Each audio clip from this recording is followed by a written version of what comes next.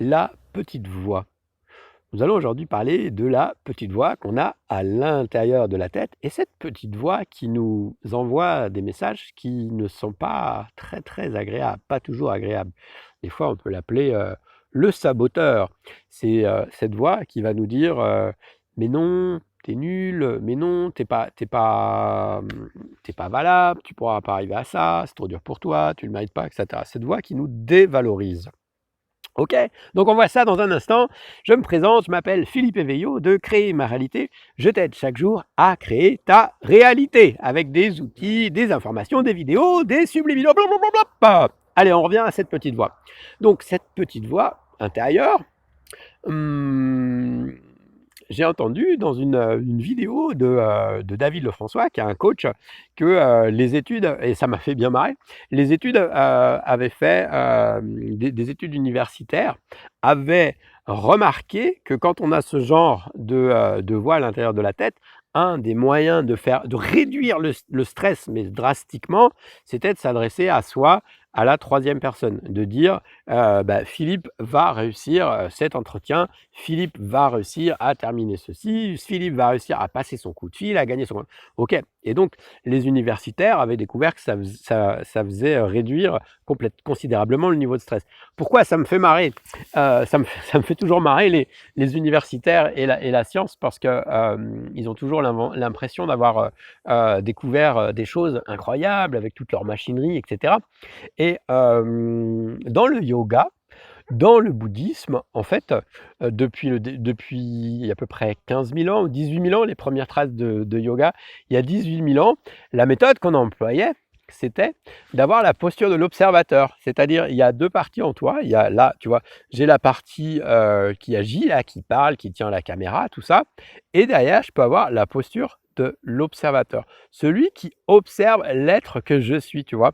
Et ça revient un peu à quand tu utilises la troisième personne et ton prénom, ben, en fait, simplement, tu te détaches de toi. Ben là, c'est pareil chez les yogas, donc c'est pour ça que ça me fait marrer, même si c'est efficace, mais effectivement, dans la sagesse indienne, on trouve ça. Et du coup, c'est la deuxième méthode que moi je te propose. Donc, tu peux utiliser celle des chercheurs là, de l'université, je crois que c'était à Harvard, des chercheurs, donc dire comme ça, mais tu peux aussi celle-là. Chaque fois que tu agis dans ta journée, c'est te rappeler que tu peux avoir un observateur. Donc tu as toi là qui parle et tu as l'observateur. Tu es celui qui observe. Est-ce que tu vois que je veux dire? Peut-être ça nécessitera un petit peu d'entraînement en fonction de où tu en es. Si tu l'as jamais observé, si tu l'as jamais fait, ça va peut-être te sembler bizarre, mais tu peux te dissocier de tes pensées. Et quand on pratique cette histoire de l'observateur, c'est très intéressant parce que ça nous ramène à: est-ce que je suis mes pensées? Est-ce que toi, tu es tes pensées là? Est-ce que les pensées que tu as, tu penses que tu les choisis? Alors tu as des pensées conscientes, si tu te concentres sur quelque chose, ça va être conscient, mais il y a une partie de toi qui génère des pensées de manière inconsciente, de manière automatique. Et toi, tu crois que ces pensées automatiques qui viennent de ton histoire, de ton vécu, etc., tu penses qu'elles sont toi. Je vais te prouver tout de suite là que tu n'es pas tes pensées. En fait, donc si tu es tes pensées, ça veut dire que tu choisis absolument tout ce que tu penses. On est d'accord jusque-là? On est d'accord. Alors maintenant, je te dis, eh bien, ne pense pas à ce qu'il y a sous ton pied droit. Ne pense pas à ton pied droit. Ne pense pas à ton pied droit. Et là, bing, dis-moi, qu'est-ce que tu es en train de faire? Est-ce que tu es en train de penser à ton pied droit? Tu vois bien que tu as pas un contrôle absolu de tes pensées. Mais c'est un peu comme si tu me dis, c'est un peu comme si tu me disais, mais je suis mes yeux ou je suis mes mains ou. Mais non, en fait, tu confonds la fonction avec l'être. Donc il y a une partie pensante en toi et il y a une autre partie. Et quand tu prends cette histoire d'observateur, quand tu prends du recul par rapport à toi, quand tu fais cette gymnastique, eh bien, tu te rends compte que il y a cette chose en toi qui pense et il y a une autre chose qui observe. Peut-être c'est la conscience. Donc, tu vois ce que je veux dire?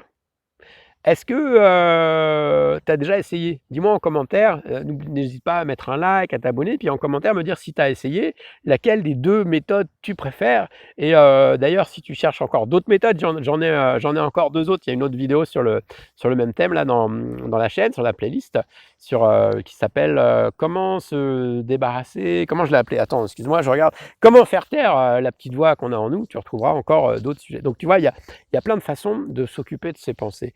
Et tout ça, c'est en plus, c'est très facile à faire. C'est très facile de changer franchement, alors si tu prends cette habitude et que tu t'y tiens, on va dire, allez, en une semaine, 15 jours, tu peux réellement changer, heu, ta destinée, ton fonctionnement. Parce que tu comprends bien que toutes ces pensées qui viennent régulièrement et qui ne sont pas agréables vis-à-vis de toi, elles finissent par construire ta vie. Tu vois? Moi, j'aime bien prendre cette image, des stalactites et des stalagmites. Tu sais, les stalactites, c'est les sécrétions rocheuses dans les grottes et donc tu as une goutte d'eau, de calcaire qui tombe tout le temps au même endroit et ça finit par créer des stalagmites qui montent et un peu tes pensées, c'est pareil. Ça crée des chemins dans ton cerveau, des chemins de pensée qui sont toujours les mêmes et qui ne te servent pas.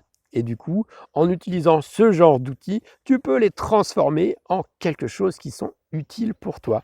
Tu peux aussi utiliser d'autres outils que j'ai créés, comme les outils de prise de conscience subliminale. D'ailleurs, si tu as envie d'en tester un, tu peux aller sur créermaréalité.fr, je t'ai mis le lien en dessous, et tu verras un outil complémentaire très facile pour commencer à changer ta destinée et créer une vie qui te ressemble. Là, le soleil tape là, et j'ai pas ma casquette, et comme tu vois, je me suis rasé il y a pas longtemps, donc je crois qu'on va arrêter là et je vais aller chercher un parasol. Hein? On fait ça? Bon sang, j'ai pris l'accent du sud, mais qu'est-ce qui se passe? Allez, je te dis, je te souhaite une bonne journée. N'oublie pas que tu es une petite merveille, que tu es important, que tu comptes et que je t'aime. Ciao, à plus pour de nouvelles aventures.